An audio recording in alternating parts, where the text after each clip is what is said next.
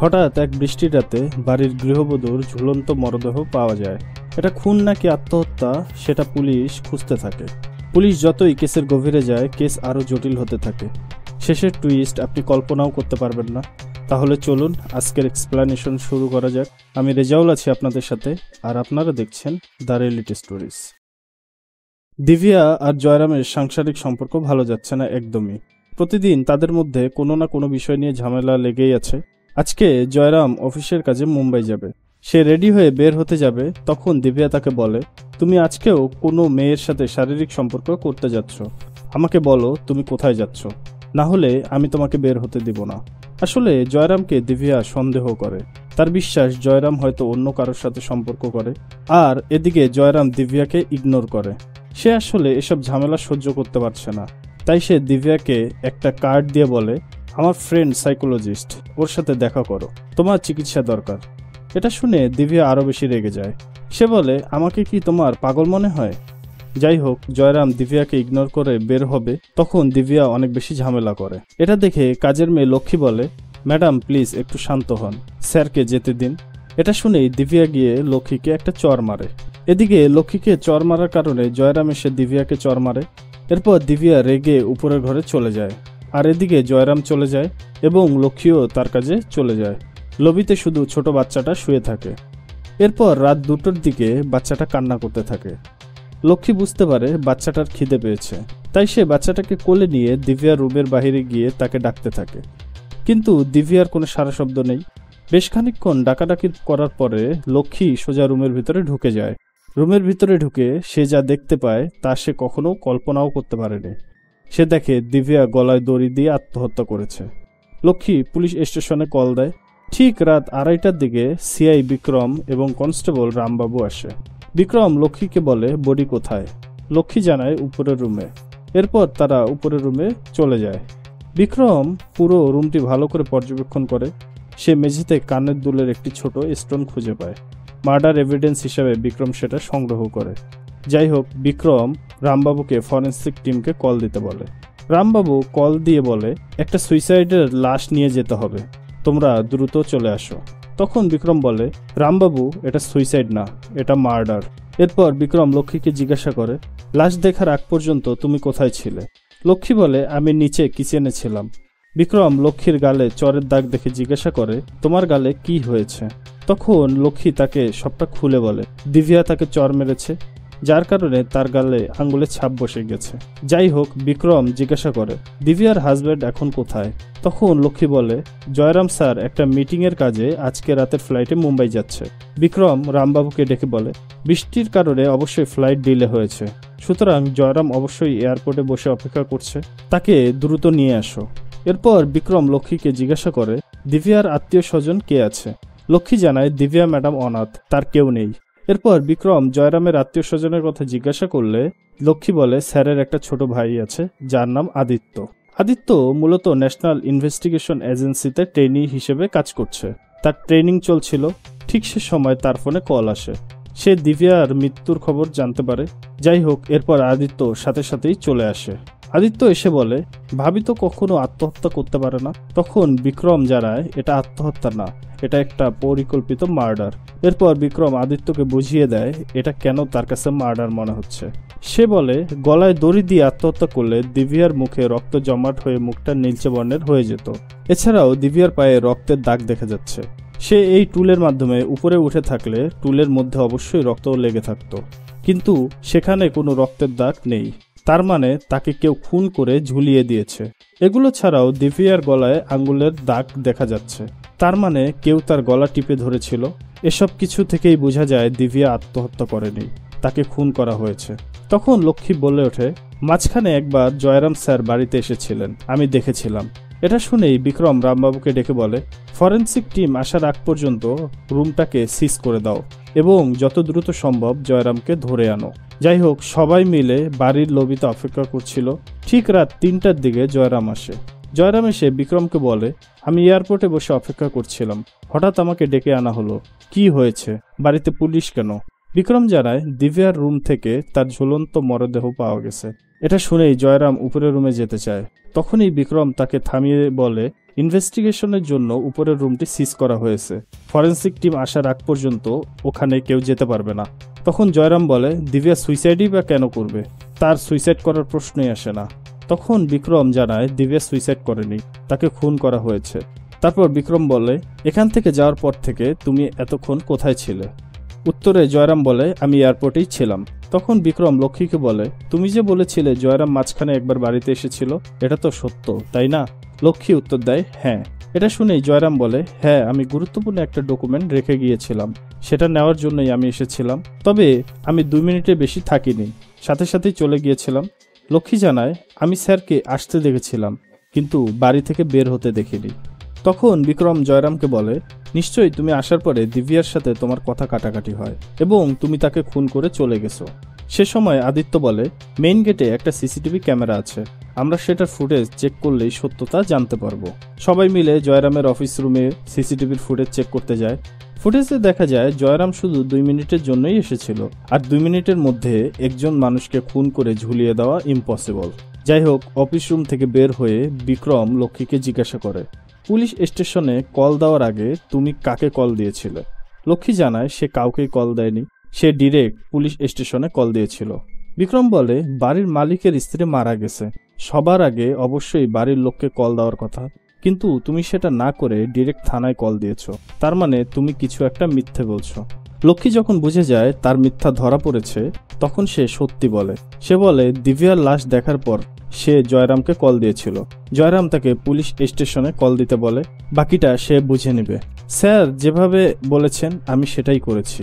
এরপর বিক্রম জয়রামকে বলে, দিব্যার মৃত্যুর বিষয়ে তুমি সবটাই জানো, তাহলে এখানে এসে প্রথম থেকেই কেন নাটক করতেছিলে? জয়রাম ঘাবড়ে গিয়ে বলে, আসলে বেশ কয়েকদিন থেকে দিব্যা ও আমার দাম্পত্য জীবনে কলহ লেগেই রয়েছে, এমনকি আমি বের হওয়ার আগেও তাকে একটা চর মেরেছি। স্বাভাবিক দৃষ্টিতে মনে হতেই পারে সে আমার জন্য সুইসাইড করেছে, এটা ভেবেই আমি লক্ষ্মীকে মিথ্যা বলতে বলেছি। তখন বিক্রম লক্ষ্মীকে বলে, সব এভিডেন্স জয়রামের দিকেই যায়, তারপরও তাকে বাঁচানোর জন্য বাড়ির কাজের মহিলা নিজেকে রিস্কে ফেলে মিথ্যা বলবে, এটা তো অসম্ভব। তার মানে তোমার আর জয়রামের মাঝে কোনো তো সম্পর্ক রয়েছে। তখন আমরা জানতে পারি জয়রাম ও লক্ষ্মীর মধ্যে অবৈধ সম্পর্ক রয়েছে। লক্ষ্মী বলে, জয়রাম স্যার আমাকে যা অর্ডার দেবে আমি তাই মানতে বাধ্য, কারণ আমি তাকে ভালোবাসি। বিক্রম বলে, তোমাদের দুজনের ভালোবাসার মধ্যে দিব্যা এসেছিল, সে সরে গেলেই তোমাদের জন্য ভালো হয়, তাই তুমি দিব্যাকে মেরে ফেলেছ। লক্ষ্মী বলে, স্যার আমাকে বিশ্বাস করুন, আমি এটা করিনি। বিক্রম বলে, শুরু থেকেই তুমি আর জয়রাম মিথ্যার পর মিথ্যা বলেই যাচ্ছ, তোমাদের কিভাবে বিশ্বাস করি? যাই হোক, ঠিক তখনই বিক্রমের নজর পড়ে একটা ছবির উপর। সে জিজ্ঞাসা করে, ছবিতে থাকা এই মহিলাটিকে? লক্ষ্মী উত্তর দেয়, এটা হলো জয়রাম স্যারের প্রথম স্ত্রী সরস্বতী এবং তার বড় ছেলে বিনোদ। তার প্রথম স্ত্রী মারা যাওয়ার পরে সে দিব্যা ম্যাডামকে বিয়ে করে। এরপর লক্ষ্মী জানায়, বিনোদ এখনও উপরের রুমে আছে। এটা শুনেই বিক্রম এবং বাকি সবাই বিনোদের রুমে ছুটে যায়। সবাই উপরের রুমে গিয়ে দেখে বিনোদ তার মায়ের স্কেচ আঁকতেছে। আদিত্য জানায়, বিনোদ কখনো কারোর সাথে ঠিকঠাকভাবে কথা বলে না, তার মা মারা যাওয়ার পর থেকে সে অনেক বেশি ডিপ্রেসড হয়ে যায়, সে বেশিরভাগ সময় এই রুমের ভিতরেই কাটায়। বিক্রম বিনোদের কাছে গিয়ে বন্ধুসুলভ কথা বলে। সে বিনোদকে বলে, আমি তোমার মাকে চিনি, আমার নাম বিক্রম, তোমার নাম কি? যখন তার মায়ের কথা শুনে তখন সে বিক্রমকে উত্তর দেয় তার নাম বিনোদ। এরপর বিক্রম বিনোদকে জিজ্ঞাসা করে, তুমি প্রতিদিন কটার মধ্যে ঘুমিয়ে যাও? বিনোদ জানায় সে প্রতিদিন 10:30টার মধ্যে ঘুমিয়ে যায়। তখন বিক্রম বলে, আজকে কখন ঘুমিয়েছিলে? উত্তরে বিনোদ বলে, সে আজকে 10:32 ঘুমিয়ে যায়। বিক্রম বলে, তাহলে তুমি জেগে উঠলে কিভাবে? বিনোদ বলে, মাঝরাতে হঠাৎ নিচে ছোট বাচ্চার কান্নার আওয়াজে আমার ঘুম ভেঙে যায়, তারপর আমি নিচে যাই, নিচে গিয়ে আমি কাউকে দেখতে পাই না, তাই আবার উপরে উঠে আসি, তারপর থেকে ঘুম আসতেছিল না, তাই মায়ের স্কেচ আঁকতেছি। এরপর সবাই নিচে চলে আসে। বিক্রম লক্ষ্মীকে বলে, শুরু থেকেই আমার মনে হচ্ছিল এখানে কেউ না কেউ মিথ্যা কথা বলছে, কিন্তু তুমি যে মিথ্যা কথা বলতেছো এটা আমি বুঝতে পারিনি। তাহলে এখন আমাকে বলো, তুমি কেন দিব্যাকে মেরেছ? একথা শুনে লক্ষ্মী ঘাবড়ে যায়। সে বলে, স্যার আমি খুন করিনি। তখন বিক্রম বলে, বিনোদ বলছে সে একবার নিচে নেমেছিল, তখন সে তোমাকে দেখতে পায়নি, তখন তুমি কোথায় ছিলে? উত্তরে লক্ষ্মী বলে, স্যার আসলে আমার বাসাটা পাশেই, তো যখন বৃষ্টি হয় আমি আমার মেয়েকে দেখতে যাই যে ঘরে পানি উঠেছে কিনা। আমি আজকেও একবার গিয়েছিলাম, তখন হয়তো বিনোদ নিচে নেমে আমাকে দেখতে পায়নি।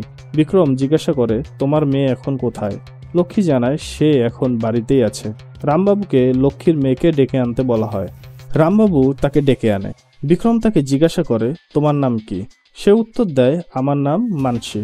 এরপর বিক্রম বলে, তুমি দিব্যাকে কেন খুন করেছো? এটা শোনা মাত্রই সবাই হকচকিয়ে যায়। যাই হোক, বিক্রম বলতে শুরু করে, আমরা যখন কাউকে দেখি আমরা ছোট ছোট জিনিসগুলো খেয়াল করি না। দিব্যার ফ্লোরে কুড়িয়ে পাওয়া কানের দুলের স্টোনটি মূলত মানসীর কানের দুলের ভেঙে যাওয়া স্টোন। এছাড়াও মানসীর নখে এখনও দিব্যার স্কিন স্যাম্পল রয়েছে। মানসীর গলায় আঙ্গুলের ছাপ রয়েছে, তার মানে সে অবশ্যই দিব্যার সাথে মারামারি করেছে। যাই হোক, বিক্রম যখন দেখে মানসী এখনো চুপচাপ কোনো উত্তর দিচ্ছে না, তখন সে বলে, তোমার যদি সাজা হয় তাহলে কয়েক বছরের মধ্যেই তুমি জেল থেকে ছাড়া পেয়ে যাবে, কিন্তু তোমার মা যদি জেলে যায় তাহলে তার অবশ্যই যাবজ্জীবন অথবা ফাঁসি হবে। তাহলে এখন বলো, তুমি তোমার মাকে বাঁচাবে কিনা? এসব শুনেই লক্ষ্মী বলে ওঠে, স্যার, আমি দিব্যা ম্যাডামকে খুন করেছি। এটা শুনেই রামবাবু যখন লক্ষ্মীকে অ্যারেস্ট করবে, ঠিক তখনই মানসী লক্ষ্মীকে জড়িয়ে ধরে বলে, মা, এখন আমাকে সত্যিটা বলতে দাও। মানসী সত্যি বলা শুরু করে। সে বলে, হ্যাঁ, আমি ওই ডাইনিটাকে মেরেছি। মানসী ছোটবেলা থেকেই অনেক বেশি মেধাবী।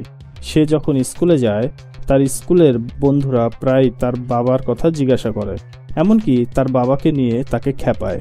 একদিন মানসী বাসায় এসে তার মায়ের কাছে জানতে চায় আসলে তার বাবাকে। লক্ষ্মী প্রতিবারই কথাটা ইগনোর করে গেলেও সেদিন সে সত্যটা জানায়। সে বলে, জয়রামই তার বাবা। এটা শুনে মানসী অনেক বেশি খুশি হয়। সে নিজেকে জয়রামের মেয়ে হিসেবে কল্পনা করতে থাকে এবং জয়রামের আশেপাশে ঘুরঘুর করতে থাকে। এসব কিছুই দিব্যা সহ্য করতে পারত না, কারণ সে জয়রাম ও লক্ষ্মীর বিষয়টা জানতো। সে সবসময় মানসী ও লক্ষ্মীর সাথে খারাপ ব্যবহার করত। এতে করে মানসীর মনে দিব্যার জন্য ক্ষোভ তৈরি হয়। আজ রাতে লক্ষ্মী যখন বাসায় আসে তখন সে মানসীকে বলে, ছোটবাবু লবিতে একাই শুয়ে আছে, সে যেন গিয়ে তার খেয়াল রাখে। কিছুক্ষণের মধ্যেই লক্ষ্মী চলে আসবে। মানসী চলে যায়। হঠাৎ দিব্যা লক্ষ্মীকে ডাকতে থাকে। যেহেতু লক্ষ্মী নেই সেহেতু মানসী চলে যায় তার রুমে। গিয়ে বলে, ম্যাডাম, কিছু লাগবে কিনা? দিব্যা মানসীকে দেখে প্রচণ্ডভাবে রেগে যায়। সে তাকে বলে, গ্লাস পড়ে গিয়ে ভেঙে গেছে, এগুলো ক্লিন কর। মানসী ক্লিন করতে থাকে। তখন দিব্যা তাকে বলে, তোদের মা মেয়েকে দেখলে আমার ঘেন্না লাগে। এটা বলেই সে মানসীকে লাথি দিয়ে বসে। মানসী উঠে দিব্যাকে চড় মারে। এরপর দুজন দুজনের গলা চেপে ধরে।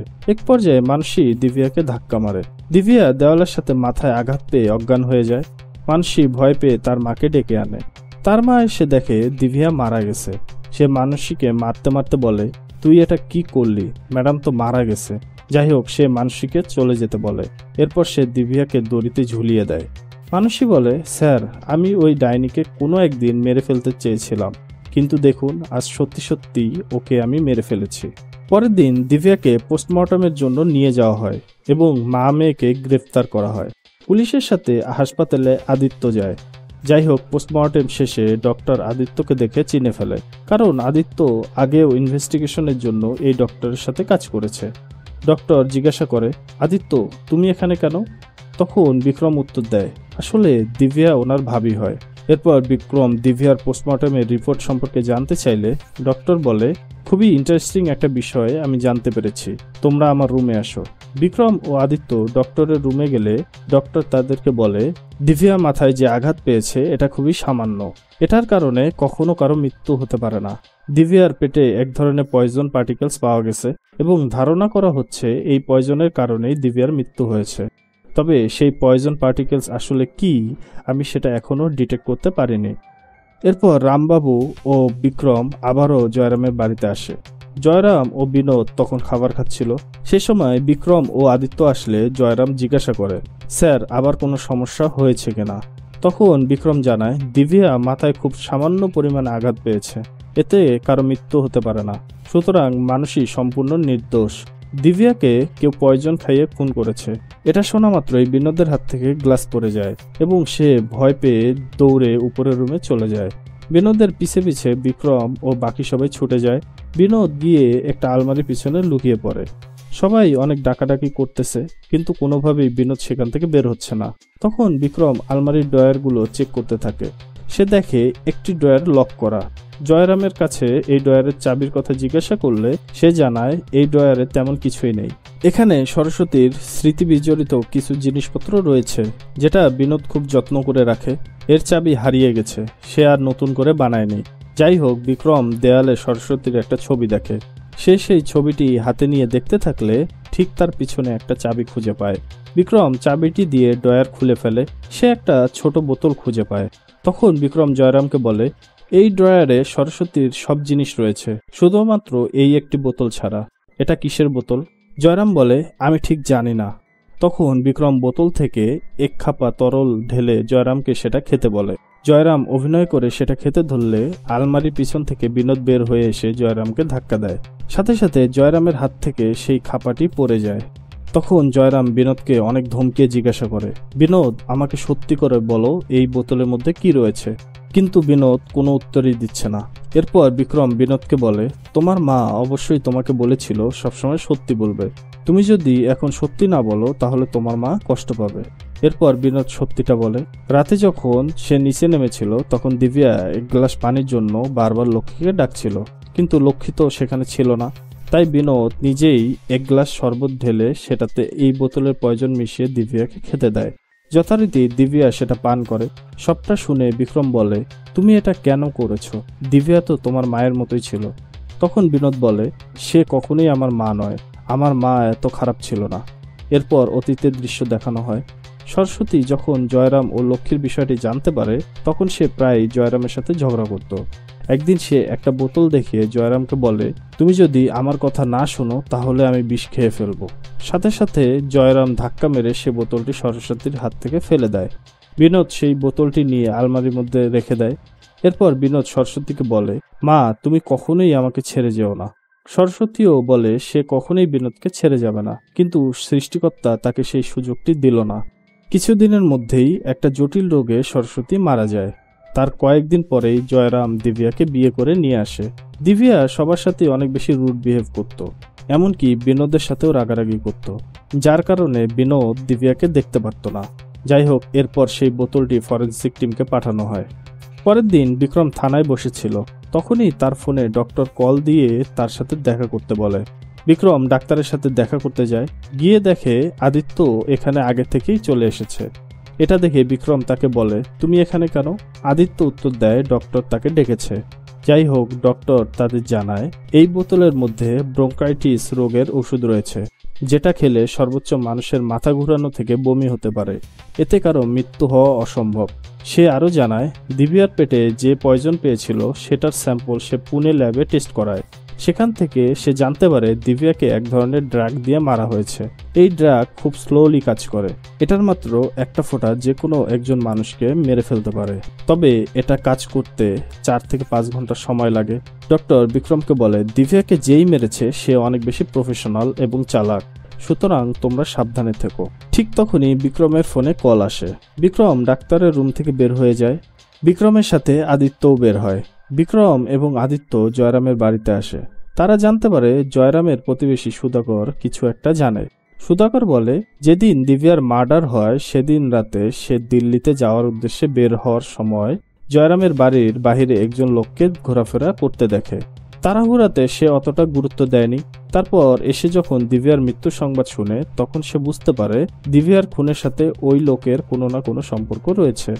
তারপর বিক্রম জিজ্ঞাসা করে, এগুলো ছাড়া আর কোনো ইনফরমেশন তোমার কাছে আছে কিনা? তখন সুধাকর বলে, আমার বাড়ির ছাদে একটা সিসিটিভি ক্যামেরা রয়েছে, আমার বিশ্বাস সেখানে কিছু না কিছু ক্যাপচার হয়েছে। তারপর সবাই মিলে সিসিটিভি ফুটেজ চেক করে। তারা সেখানে দেখতে পায় ঠিক 10:30টার সময় একজন লোক রেইনকোট পরে দিব্যার ঘরের জানালা দিয়ে প্রবেশ করে এবং কিছুক্ষণ পরে সে ওই জানালা দিয়েই বের হয়ে আসে। এসব দেখে বিক্রম সবার উদ্দেশ্যে বলে, এই কেসটি দিনের পর দিন আরো ক্রিটিক্যাল হয়ে যাচ্ছে। যতক্ষণ না পর্যন্ত কেস সলভ হচ্ছে তোমরা কেউ শহরের বাইরে যাবে না, এমনকি জিজ্ঞাসাবাদের জন্য তোমাদেরকে থানায় ডাকা হতে পারে। এরপর বিক্রম সবাইকে গোপনে ফলো করা শুরু করে। কে কখন কোথায় যাচ্ছে এগুলো সে ফলো করতে থাকে, কিন্তু সে কোনো ক্লু খুঁজে পায় না। এতে করে বিক্রম অনেক বেশি ডিপ্রেসড হয়ে পড়ে। যাই হোক, একদিন হঠাৎ ডাক্তার বিক্রমকে কল দেয়। বিক্রম ডাক্তারের সাথে দেখা করতে গেলে সে দেখতে পায় ফরেনসিক ল্যাব একদম পুরো ছাই হয়ে গেছে। এতে করে দিব্যার কেসের রিপোর্টস এবং সকল এভিডেন্স পুড়ে যায়। ডাক্তার জানায় সে জানে না কিভাবে আগুন লেগেছে, যাই হোক, বিক্রম পুরো ল্যাবটি ভালো করে দেখতে থাকে। হঠাৎ সে আদিত্যর আইডি কার্ডের পুড়ে যাওয়া একটি অংশ খুঁজে পায়। সে রামবাবুকে এটা দেখিয়ে বলে, রামবাবু, আমরা আমাদের খুনিকে পেয়ে গেছি। এরপর বিক্রম আদিত্যর খোঁজে তার বাড়িতে চলে যায়। সেখানে গিয়ে সে আদিত্যকে খুঁজতে থাকে। হঠাৎ আদিত্য বিক্রমকে পিছন থেকে হামলা করে। আদিত্য ও বিক্রমের মধ্যে তুমুল ফাইট হয়। ফাইটের এক পর্যায়ে বিক্রম আদিত্যকে ধরাশায়ী করে ফেলে। ঠিক তখনই রামবাবু পিছন থেকে এসে বিক্রমের মাথায় আঘাত করে। বিক্রম বেহুশ হয়ে যায়। বিক্রমের জ্ঞান ফিরলে সে নিজেকে হাত পা বাঁধা অবস্থায় একটি রুমে আবিষ্কার করে। সে দেখে তার সামনে আদিত্য বসা। তখন আদিত্য বলে, তুমি যে এত দ্রুত কেসটা সলভ করে ফেলবে আমি তা বুঝতে পারিনি। যাই হোক, তুমি কি জানো দিব্যার খুনিকে? তখন আদিত্য জানায় দিব্যার খুনি আর কেউ নয়, বিক্রম নিজেই। এরপর আদিত্য বলে সে কিভাবে বুঝলো বিক্রমই খুনি। শুরু থেকে আদিত্য বুঝতে পারে না আসলে দিব্যাকে কে খুন করেছে, কিন্তু সেদিন যখন সিসিটিভি ফুটেজ দেখে তখন সে বুঝে যায় খুনি অবশ্যই বাহিরের কেউ। সে গোপনে ইনভেস্টিগেশন শুরু করে দেয়। দিব্যা যেখানে জন্মগ্রহণ করেছে সে সেখানে গিয়ে তার পালক দাদির সাথে দেখা করে, তাকে দিব্যার মৃত্যুর খবরটি জানায়। তারপর সে দিব্যার ডায়েরি চেক করলে সেখানে একটা চিঠি পায়, যে চিঠিতে বিক্রমের নাম লেখা ছিল। আদিত্য বুঝে যায় এই খুনের সাথে বিক্রমের কোনো না কোনো সম্পর্ক রয়েছে। সেদিন রাতে আদিত্য খেয়াল করেছিল বিক্রমের হাতে হাতঘড়ি থাকার পরেও সে বারবার দেওয়াল ঘড়ির দিকে তাকাচ্ছিল, তার মানে তার হাতঘড়িটি নষ্ট হয়ে গেছে। সে একদিন বিক্রমকে একটি ঘড়ির দোকানে ঘড়ি ঠিক করতে দেখে। তারপর আদিত্য সেখানে গিয়ে জানতে পারে বিক্রম তার ঘড়ির ক্রাউনটি রিপ্লেস করিয়ে নিয়ে গেছে। এরপর আদিত্য দিব্যার ঘরের জানালার বাইরে খোঁজ করতে গিয়ে বিক্রমের ঘড়ির ক্রাউনটি খুঁজে পায়। সে এটি ল্যাব টেস্টে পাঠালে সেখানে ড্রাগের স্যাম্পল এবং দিব্যার ব্লাড স্যাম্পল খুঁজে পাওয়া যায়। আসলে বিক্রম দিব্যাকে খুন করে থানায় বসে ফোন কলের অপেক্ষা করছিল। ফোন কল পেয়ে সে এসে দেখে দিব্যার বডি বিছানায় থাকার কথা ছিল, কিন্তু সেটা কে যেন ফ্যানের সাথে ঝুলিয়ে দিয়েছে। তার মানে এখানে অন্য কেউ ইনভলভ হয়েছে। তাই বিক্রম বারবার এই কেসের মোড় ঘুরানোর চেষ্টা করে। যেহেতু বিক্রম আদিত্যকে ফাঁসানোর চেষ্টা করবে, তাই আদিত্য রামবাবুকে সপ্তাহ আগে থেকেই জানিয়ে দেয়। এরপর আদিত্য বলে, আমি সবকিছু জানতে পেরেছি, শুধু এতটুকু জানতে পারিনি তুমি কেন দিব্যাকে খুন করেছো। তারপর বিক্রম বলা শুরু করে, সবাই বলে জীবন অনেক সুন্দর, কিন্তু ছোট থেকেই আমার জীবন এতটা সুন্দর ছিল না। বাবা ছিল না, আমি একটা রেস্টুরেন্টে কাজ করতাম। কোনো একদিন কাজ করতে না পারলে আমিও আমার মা খেতে পারতাম না। আমার বিশ্বাস ছিল লেখাপড়া করলে সব সমস্যার সমাধান হয়, তাই যত যাই হোক আমি লেখাপড়া ছাড়িনি। হঠাৎ একদিন কাজ করার সময় খবর আসে আমার মা মারা গেছে। তারপর থেকে দুনিয়া আমার জন্য আরও কঠিন হয়ে পড়ে। আমি রেস্টুরেন্টে প্লেটে থাকা ঝুটা খাবার খেয়ে জীবনযাপন করি। আমার এই কষ্টের জীবনে একটা সময় দিব্যা আসে। আমি জীবনকে উপভোগ করতে শুরু করি। দিব্যা আমার জীবনকে পুরোপুরি পাল্টে দিয়েছে। হঠাৎ একদিন আমার পুলিশের চাকরি হয়ে যায়, আমাকে ট্রেনিংয়ে যেতে হবে। আমি দিব্যাকে বলি, ট্রেনিং শেষে আমি তোমাকে বিয়ে করব। আমি ট্রেনিংয়ে যাই। আমি আমার ব্যাচের মধ্যে সবচেয়ে ভালো স্কোর করি। ট্রেনিংয়ের ইনচার্জ ডিজিপি স্যার আমাকে বেশ পছন্দ করে এবং একদিন আমাকে প্রস্তাব দেয় তার মেয়েকে বিয়ে করার। একদিকে ভালোবাসা আর একদিকে কেরিয়ার। ছোট থেকেই আমি অনেক কষ্টের সম্মুখীন হয়েছি, তাই এই সময়ে আমি আমার কেরিয়ারটাকেই বেছে নেই। আমি বিয়ে করি। দিব্যাকে ভুলে থাকার জন্য আমি কাজে আরও বেশি এঙ্গেজ হয়ে যাই। একদিন এক মাদক চক্রকে গ্রেপ্তার করার ফলে টিভিতে আমার ইন্টারভিউ নেওয়া হয়। সেখান থেকে দিব্যা আমার নাম্বার সংগ্রহ করে আমাকে কল দেয়। সে জানায় সে তার হাজব্যান্ডের সাথে একদমই সুখে নেই। যাই হোক, দিনের পর দিন দিব্যার কলের পরিমাণ বেড়েই চলল। এক পর্যায়ে সে আমাকে ব্ল্যাকমেইল করতে থাকে। তাকে যদি আমি ওখান থেকে নিয়ে না আসি তাহলে সে মিডিয়াতে আমার সব কথা বলে দেবে। তাই আমি দিব্যাকে মারার প্ল্যান করি। আমার ঘড়ির ক্রাউনের মধ্যে ড্রাগ লাগিয়ে সেটা দিব্যার ঘাড়ে পুশ করি। কিন্তু এরপর দিব্যা বিক্রমকে জানায় লবিতে থাকা মেয়েটি বিক্রমের। তার মানে বিয়ের আগেই দিব্যা প্রেগনেন্ট ছিল, কিন্তু এতক্ষণে দেরি হয়ে গেছে। দিব্যা মৃত্যুর মুখে ঢলে পড়তেছে। একথা শুনে বিক্রম আরো বেশি ভেঙে পড়ে। এরপর আমরা দেখতে পাই বিক্রমকে প্রিজন ভ্যানে করে নিয়ে যাওয়ার সময় সে বারবার দিব্যাকে কল্পনা করতে থাকে। সে যদি দিব্যাকে বিয়ে করত তাহলে তার জীবনটা অন্যরকম হতে পারত। এখানেই এই অসাধারণ মুভিটি সমাপ্ত হয়। আপনাদের আজকের এক্সপ্লেনেশন কেমন লাগলো তা অবশ্যই কমেন্ট করে জানাবেন। ভিডিওটি ভালো লাগলে অবশ্যই লাইক করবেন এবং আমার চ্যানেলটি সাবস্ক্রাইব করবেন। দেখা হবে পরবর্তী কোনো এক ভিডিওতে। ততক্ষণে ভালো থাকবেন সবাই।